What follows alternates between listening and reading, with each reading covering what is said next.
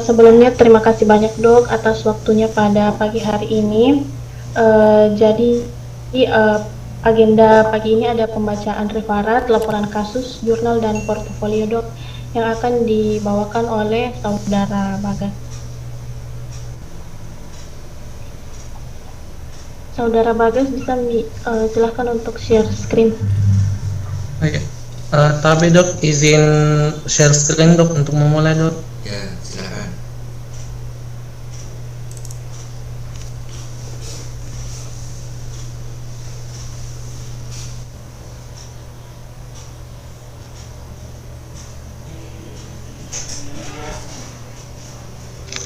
Tapi dok, di sini saya akan memulai terlebih dahulu dengan referat. Pertama-tama saya ucapkan terima kasih banyak kepada pembimbing klinik saya, Dr. Muhammad Iwan Kurniawan, spesialis mata, yang telah menyempatkan hadir untuk menghadiri pembacaan saya pada pagi hari ini beserta kakak-kakak dan teman-teman sekalian. Untuk itu saya langsung saja.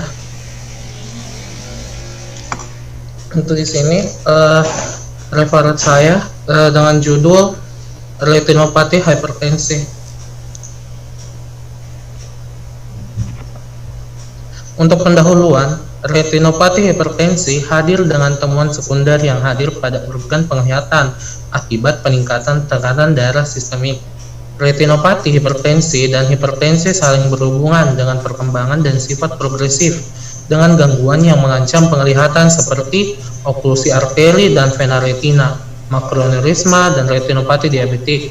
Retinopati juga menjadi faktor risiko yang independen untuk stroke, mortalitas kardiovaskular, gangguan ginjal, dan penurunan kognitif. Mengingat tingginya angka prevalensi dari hipertensi, hubungannya dengan komplikasi kardiovaskular dan kerusakan akhir pada organ dan kontrol tekanan darah yang buruk pada kelompok pasien tertentu, para ophthalmologist berperan dalam menegakkan diagnosis dan memberi edukasi pasien mengenai konsekuensi yang berpotensi yang dapat terjadi. Berikut saya lampirkan ini bagian anatomi dari mata itu sendiri serta lapisan histologisnya. Untuk lapisan histologis sendiri, di sini retina dia itu ada 10 lapisan. Yang pertama ada membrana limitan interna, lapisan serabut saraf, lapisan sel ganglion, lapisan plexiform dalam, lapisan inti dalam, lapisan plexiform luar, lapisan inti luar, membrana limitan eksterna, lapisan fotoreseptor, serta epitelium pigment retina. Untuk dari definisi sendiri, retinopati hipertensi adalah suatu keadaan yang ditandai oleh suatu kumpulan tanda-tanda perubahan vaskular retina yang secara patologis berhubungan dengan kerusakan mikrovaskular sebagai akibat dari tekanan darah yang meningkat. Untuk epidemiologi, untuk tahun 2020 sekitar 60 juta orang Amerika di atas usia 18 tahun menderita hipertensi. Sedangkan untuk etiologinya sendiri tidak lain adalah peningkatan tekanan darah yang tidak terkontrol. Untuk patofisiologi dari retinopati hipertensi sendiri bisa dilihat pada bagan yang diawali dengan penyakit hipertensi, yaitu pembuluh darah mengalami perubahan yang patologis sebagai respon peningkatan tekanan darah, yang mana tahap awalnya itu pembuluh darah retina mengalami fase kontriksi secara menyeluruh, penebalan tunika intima, pembuluh darah, hiperplasia, dinding tunika media, dan degenerasi hialin, serta akan mengakibatkan perubahan pada pembuluh darah itu sendiri. Nah, di sini akan terjadi iskemik pada retina yang akhirnya menyebabkan kelainan klinis berupa retinopati hipertensi. Untuk beberapa klasifikasi yang digunakan untuk retinopati hipertensi sendiri ini ada beberapa, diantaranya adalah klasifikasi Kate Wargener Barker tahun 1939, yang mana di stadium 1 dengan karakteristik hampir tidak jelas, belum terlihat kelainan nyata pada arteriolnya. Yang kedua, hanya hipertrofi dinding dan penciutan lumen pembuluh darah. Yang ketiga, untuk simptom sakit kepala. Sedangkan untuk stadium 2, mulai tampak kelainan yang nyata pada arteriol seperti reflex copper wire, reflex silver wire, serta ada crossing phenomena atau GAN yang tingkatannya itu yang pertama ada nicking, terjadi penekanan oleh arteri yang mengeras terhadap vena. Yang bagian B ada deviasi, terjadi pergeseran vena akibat penekanan tersebut. Untuk C, kompresi, bendungan vena akibat penekanan berat dari arteri. D, elevasi, penggabungan vena akibat darah balik yang tertutup yang diakibatkan dari penekanan arteri. Untuk yang ketiga, refleks cahaya pada arteriol meningkat. Yang keempat, penyempitan lokal maupun umum dari arteriol. Untuk stadium 3, itu karakteristiknya penciutan lebih hebat bersifat angiospastik yang biasa terlihat arteriospasma. Untuk yang kedua, eksudat punctat, bercak-bercak yang setempat. Untuk yang ketiga, edema retina. Yang keempat, terdapat perdarahan berupa dengan tanda flame shape hemorrhage. Yang kelima, cotton wall spot dekat papil, yang mana itu akibat dari penyumbatan arteriol sehingga terjadi infark. Stadium 4, kelainan pada stadium 3 yang ditambah dengan papilledema neuroretinopathy yang dimana ada kelainan pada nervus. Untuk klasifikasi yang kedua, SCAE oleh American Academy of Ophthalmology dengan stadium 0 itu tidak ada perubahan. Stadium 1, penyempitan arterial yang hampir tidak terdeteksi. Stadium 2, penyempitan yang jelas dan kelainan fokal. Stadium 3, yaitu stadium 2 yang ditambah dengan perdarahan retina dan atau stadium 4, 3 yang ditambah dengan papilledema. Untuk diagnosis, pada anamnesis yang pertama, pasien mengeluhkan buram dan seperti berbayang apabila melihat sesuatu. Yang kedua, terkadang pasien mengeluhkan sakit kepala. Yang ketiga, terkadang nyeri pada mata. Yang keempat, penglihatan biasanya turun secara perlahan sehingga tidak disadari. Mata, penurunan penglihatan atas penglihatan kabur hanya terjadi pada stadium 3 atau stadium 4 karena perubahan vaskularisasi akibat hipertensi seperti perdarahan, cotton wall spots, serta yang telah mengenai makula. Untuk diagnosis sendiri, di sini kita bisa melihat bagian dua gambar. Ada funduskopi mata normal, serta ada funduskopi mata dengan retinopati hipertensi. Nah, di sini kita bisa lihat sendiri dari panah-panah yang ada di mata itu sendiri. Di funduskopi mata normal, ada fovea, makula, arteri yang warnanya lebih terang, serta vena yang warnanya lebih gelap, serta ada optic cup serta optic disc. Sedangkan pada funduskopi mata dengan retinopati hipertensi, di sini terkadang kita menemukan adanya bercak-bercak pada retina, edema pada diskus optik, serta terkadang munculnya macular star. Untuk di sini ada beberapa gambaran yang biasa ditemukan untuk retinopati hipertensi sendiri, yang mana pada gambaran A itu kita bisa menemukan atenuasi arterial yang generalisata. Sedangkan pada gambaran B yang ditunjukkan oleh panah ada atenuasi pra-arteriolar yang fokal. Sedangkan C, penjepitan pada arterial venus. Sedangkan pada D ada gambaran copper wiring. Sedangkan bagian E, stadium 3 yang disertai dengan macular star. Yang E, stadium 4 yang menunjukkan cotton wall spots yang luas dan tampak sedikit bayangan diskus optik yang membengkak. Untuk diagnosis, untuk gambaran lain, di sini kita juga tampak pada gambaran A tampak vena atau venul yang berliku-liku atau yang biasa disebut dengan third twist, serta arteriol yang tidak cukup berpengaruh. Sedangkan pada gambar B, arteriol dan venul itu dia sama-sama bentuk berliku-liku atau tanda third twist ini sendiri. Untuk pemeriksaan lain, pada pemeriksaan fluorescent angiografi menunjukkan gambaran non-perfusi kapiler pada area yang diduga bercak cotton wall. Perlu diingat bahwa hypofluorescence pada perdarahan intraretina disebabkan oleh blokade. Untuk terapi, ahli oftalmologi dan dokter umum harus bekerja sama untuk memastikan bahwa pasien terscreening dengan baik dan dikelola secara tepat waktu untuk menurunkan risiko morbiditas dan mortalitas dimanapun di mata maupun sistemik. Henderson et al. Mencatat bahwa retinopati hipertensi memiliki keterkaitan dengan peningkatan risiko stroke bahkan setelah mengendalikan tekanan darah dan faktor risiko vaskular lainnya. Terapi yang sangat diperlukan adalah penurunan tekanan darah, serta penggunaan terapi fotokoagulasi laser dapat dipertimbangkan. Untuk prognosis tergantung kepada kontrol tekanan darah. Kerusakan penglihatan yang serius biasanya tidak terjadi sebagai dampak langsung dari proses hipertensi kecuali terdapat oklusi vena atau arteri lokal. Namun, pada beberapa kasus, komplikasi tetap tidak dapat dihindari walaupun dengan kontrol tekanan darah yang baik. Kate Wegener-Berker menentukan 5-year survival rate berdasarkan tidak diberikan terapi medikamentosa, yaitu antara lain grade 1 sebanyak 4%, grade 2 sebanyak 20%, grade 3 sebanyak 80%, grade 4 sebanyak 98%. Untuk kesimpulan, retinopati hipertensi merupakan sebuah kelainan yang dihasilkan dari komplikasi yang disebabkan oleh tekanan darah yang sangat tinggi pada penderita hipertensi.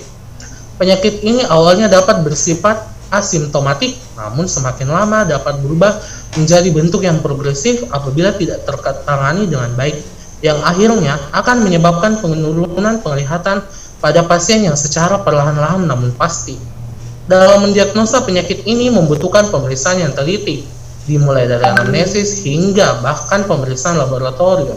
Seorang ahli ophthalmologi dan dokter umum harus saling bekerja sama dalam memberikan terapi pada pasien ini, serta memastikan screening pasien secara adekuat agar menurunkan angka morbiditas dan mortalitas pada penyakit itu sendiri. Berikut daftar pustaka yang saya gunakan. Tabe, terima kasih. Saya serahkan kembali kepada moderator.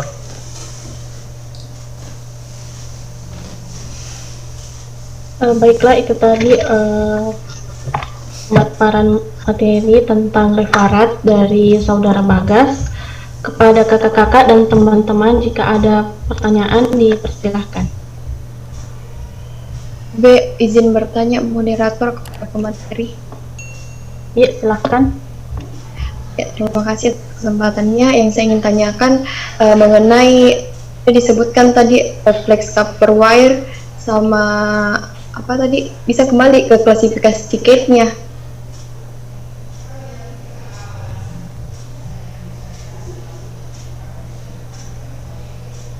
Nah, ini yang pada stadium 2 itu tampak kelainan yang nyata pada arteriol seperti reflex Kapper sama ya. Itu baru bisa dijelaskan. Terima kasih. Tabe dok, izin menjawab dok. Untuk reflex Kapper Wire dan silver wire sendiri, kita bisa melihat pada gambaran di sini dok. Nah ini adalah gambaran silver wire. Ini adalah gambar Kapper Wire. Nah ini biasanya kalau dia Kapper Wire, dia terjadi suatu central light yang berlebihan pada beberapa vaskular saja, sedangkan maksudnya pada beberapa bagian dari vaskular itu sendiri. Sedangkan apabila dia silver wire, dia akan berwarna silver, berwarna lebih terang karena pada seluruh bagian vaskular itu dia telah mengalami perubahan yang patologis akibat perdarahan akibat dari reaksi patologis akibat tekanan darah yang tinggi. Nah, tapi belum terjadi perdarahan di sini yang membuat gambaran-gambaran seperti pattern Walls Faults ataupun flame shaped hemorrhage. Kepada saudara siapa tadi? Afira. Iya. Tapi kepada saudari Syafira, apakah sudah sepuas dengan jawaban yang saya berikan? Ya, terima kasih.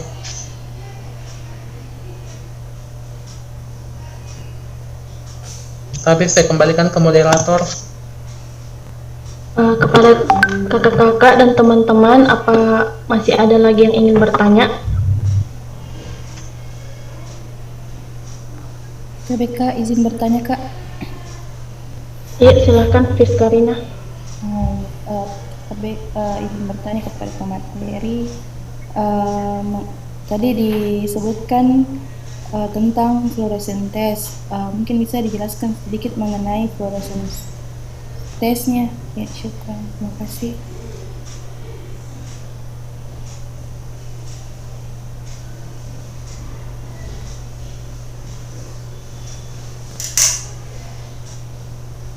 Apa tadi pertanyaan kita tentang fluorescent test di? Iya. Iya. Em, di sini untuk pemeriksaan penunjang yang bisa kita lakukan juga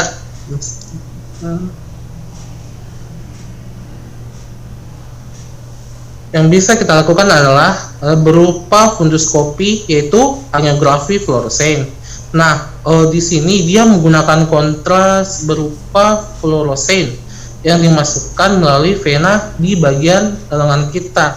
Nah, ketika kontrasnya sudah mencapai pembuluh darah di retina, gambaran pembuluh darah tersebut kita foto menggunakan kamera radiografi yang khusus yang menggunakan sinar berwarna biru. Nah, pemeriksaan ini dapat menentukan dengan tepat lokasi dari neovaskularisasi dan kebocoran dari kapiler retina.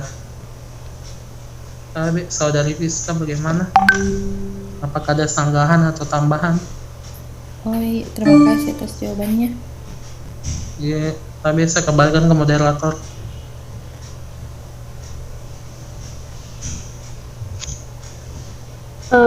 Kepada kakak-kakak dan teman-teman dibuka lagi satu pertanyaan.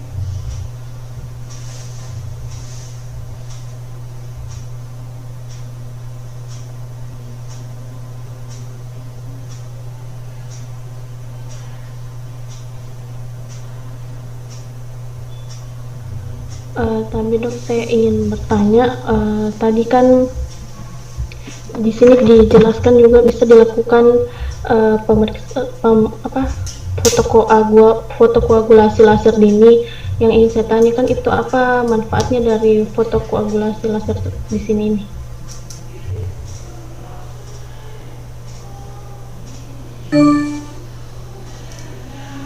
Oh iya, tapi Kak, tapi dok saya izin menjawab. Nah, fotokoagulasi laser itu bisa dipertimbangkan yang mana ini bisa menjadi salah satu terapi pada penanganan dari si retinopati hipertensi ini.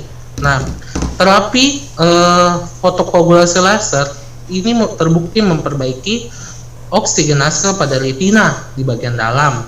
Nah, terapi ini juga dia mengurangi konsumsi oksigen di bagian luar retina dan menyebabkan oksigen lebih mudah berdifusi dari koroid ke bagian dalam retina. Nanti akan meningkatkan tekanan oksigen serta mengurangi hipoksia. Dan dengan peningkatan tekanan oksigen di bagian dalam retina mengakibatkan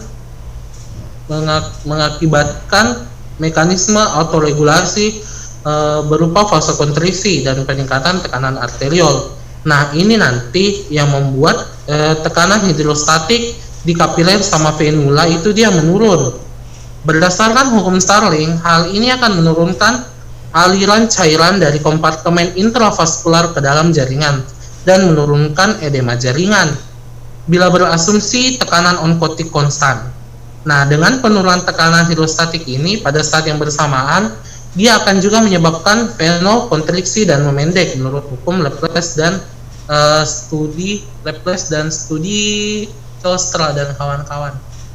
Jadi intinya pada terapi fotokoagulasi laser ini dia bermanfaat untuk memberikan oksigenase yang lebih banyak pada terapi retinopati hipertensi ini sendiri. Nah, tapi Kak, mungkin itu jawaban saya, Kak.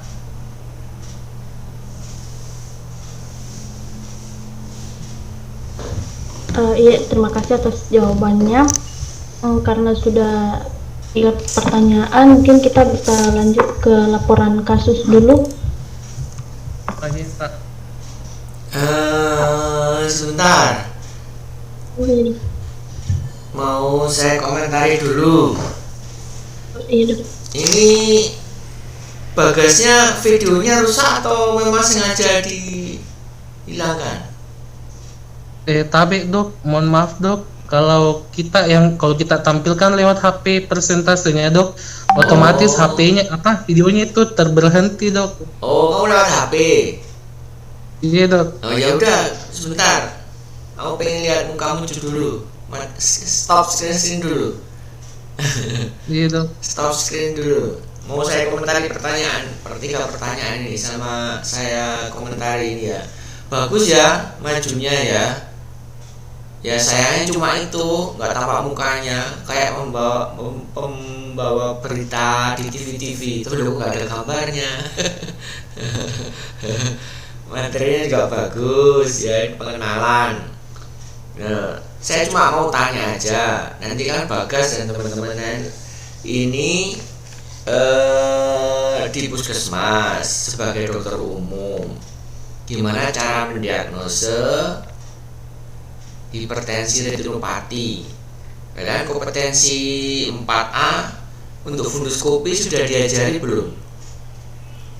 Kira-kira nanti kamu selesai ini lulus, bisa nggak funduskopi di puskesmas untuk mendiagnosa dengan yang dibawakan Bagas sekarang tadi, ada fluoresin angiografi sama apa tadi, funduskopi, lihat apa silver wire, kira-kira bisa nggak? Nah, langkahnya apa selain funduskopi nggak bisa? Apa yang bisa dilakukan pemeriksaan di puskesmas dan tindakannya apa yang dilakukan? Coba Bagas bisa cerita sedikit nggak? Apa yang kira-kira nanti dibayangkan mengerjakan di puskesmas seperti apa kalau ada kasus kayak gini? Coba cerita. Tapi dok, izin menjawab dari pandangan saya. Nah, untuk pemeriksaan angiografi fluorescence sendiri itu mungkin tidak bisa dilakukan di puskesmas dok, karena mungkin ketersediaan biaya pengadaan. Nah, untuk yang bisa kita lakukan itu dari ini dok, dari anamnesis. Kita perkuat di bagian anamnesis kita sendiri. Seperti contoh, apabila ada pasien yang mengalami peningkatan tekanan darah yang sangat tinggi yang secara tiba-tiba, atau pada pasien yang menderita hipertensi yang cukup lama, namun faktor utama itu dia tidak mengkonsumsi atau tidak melakukan terapi dengan baik, yang biasa disertai dengan gangguan-gangguan penglihatan tertentu. Nah, di situ kita bisa mengarahkan pikiran kita kemungkinan adanya komplikasi mikrovaskular berupa retinopati hipertensi, yang tentunya kita juga harus menghilangkan beberapa kemungkinan penyakit lain seperti retinopati diabetik. Tapi dok, ya lumayan. Jadi yang ada di puskesmas apa dulu alatnya kira-kira? Yang ada itu pasti biasanya Snellen card. Tahu Snellen card toh? Terus ada trial lens. Terus ada pemeriksaan tambahan yang lain. Kalau FFA jelas sudah ada di rumah sakit aja, sekarang sudah jarang dipakai. Di dokter-dokter spesialis mata nggak pakai itu lagi, sekarang pakai OCT ya, ocular CT scan. Nah, di puskesmas apa?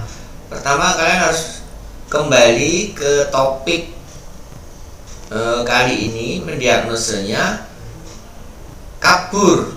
Diagnosa keluhan utama dengan kabur. Ya, kaburnya seperti apa? Mendadak atau perlahan, seperti yang disampaikan Bagas tadi, dia itu kan ada perlahan. Kemudian membedakan ini kelainan refraksi atau kelainan media refraksi, gimana caranya? Nah, kan ada kira-kira ada 4 kemungkinan yang kabur perlahan dan tidak ada mata merah.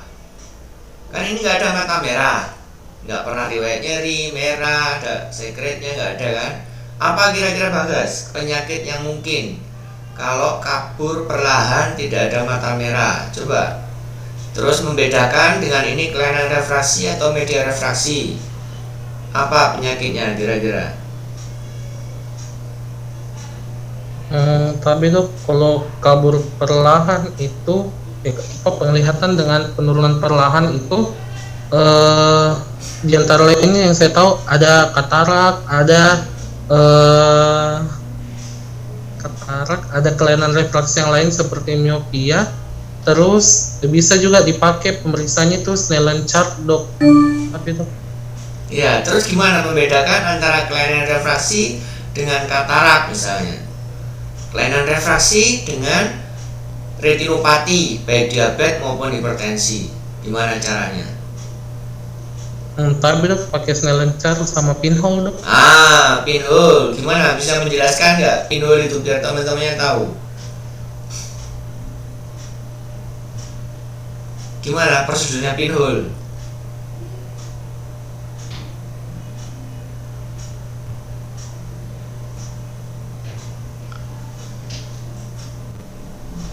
Yang teman yang lainnya bisa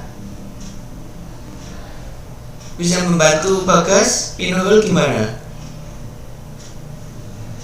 Ini kamera saya putus-putus gitu ya? Kenapa ini? Tapi Gambar saya tidak kok dok. putus-putus.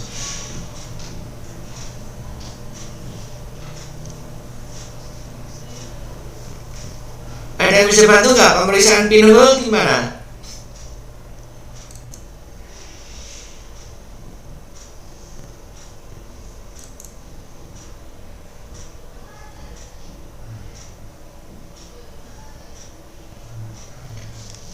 Jadi betul, nggak ada yang bisa ya. Snellen-Car. Jadi Snellen-Car itu kan disuruh baca, membuka lensa. Tahu apa pinhole itu? Kamera saya nggak jelas. Coba saya ambil dulu contoh pinhole biar tahu.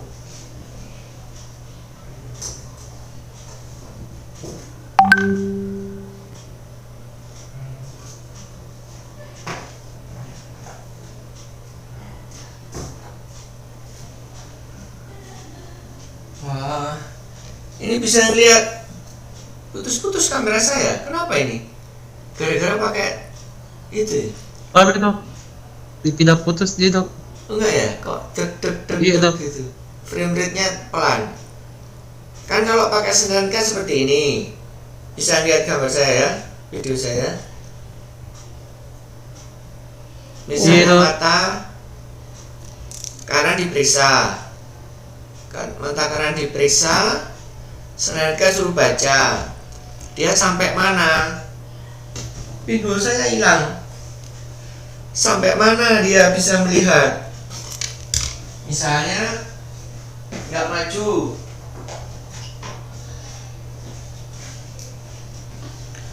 Misalnya nggak maju ya. Misalnya cuma sampai 6/20. Mata normal 6/6 apa 5/5? Atau 20/20?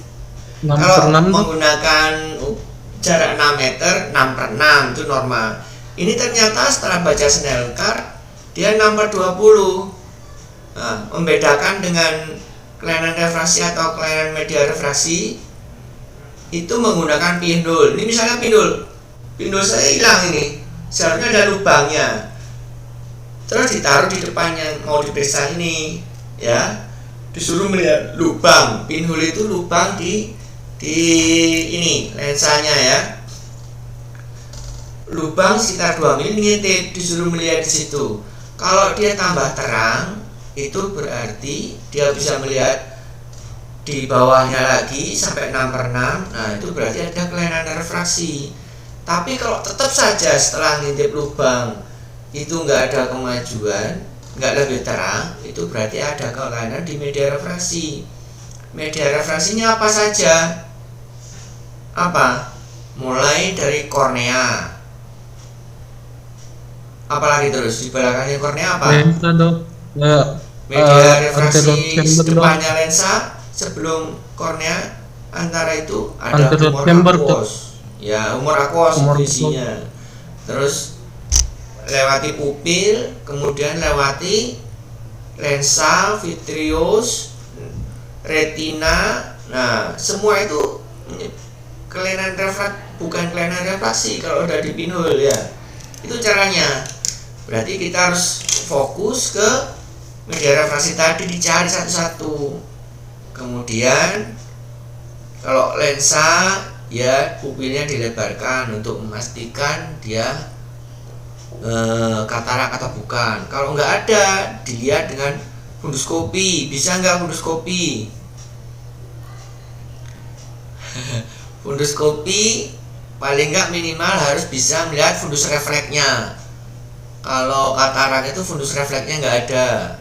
Kalau fundus refleksnya yang warna jingga itu ada, berarti kelainan di belakangnya lagi. Bisa retina. Nah, retinanya itu mana? Retina itu diabetes kah? Hipertensi enggak? Kalau misalnya bareng-bareng antara retina sama diabetes juga ada dari anamnese, gimana caranya? Kan susah. Nah, itulah saatnya kalian merujuk ke dokter spesialis mata kalau nggak bisa funduskopi.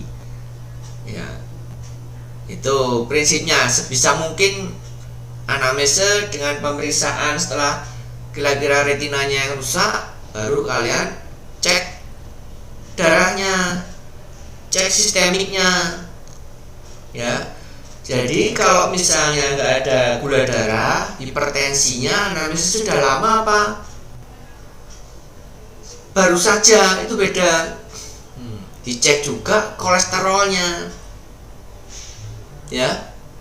Kenapa? Tadi menyambung pertanyaan ke pertama tadi, gimana sih gambarannya copper wire dan silver wire? Itu diakibatkan karena aterosklerosis. Karena kolesterolnya tinggi sudah lama. Jadi penebalan dari arteri pembuluh darah. Kalau di gambaran di funduskopi akan kelihatan warna kuning atau silver, tembaga atau silver mengeras itu. Ya, itu gambarannya. Karena kolesterolnya tinggi. Itu gambaran silver copper wire.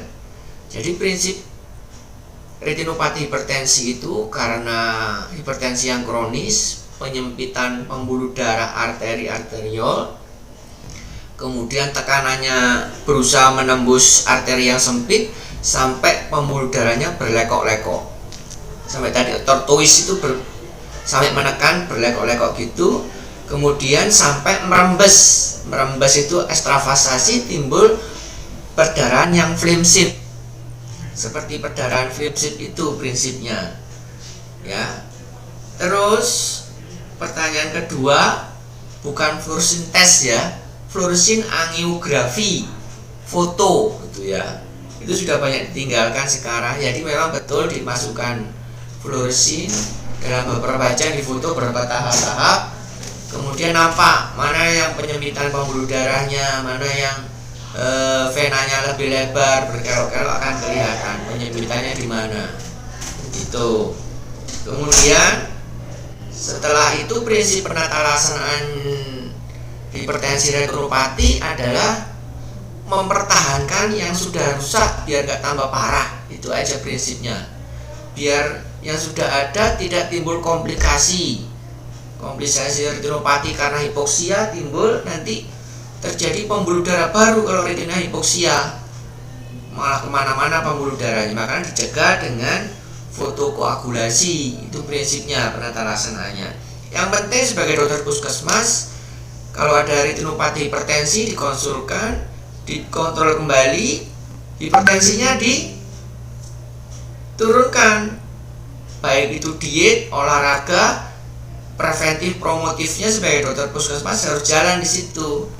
Nanti kalau retinopatinya biar dokter mata yang menangani.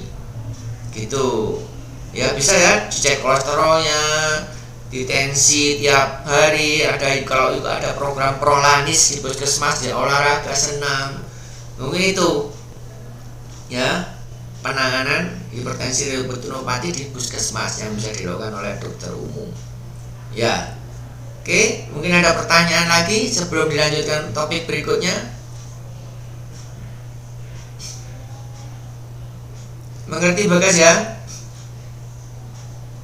Iya dok, terima kasih banyak dok. Saya pengen lihat Bagas di video waktu baca tapi nggak bisa ya. Pakai HP. Ya silakan moderator, saya kembalikan kalau nggak ada pertanyaan dilanjutkan berikutnya.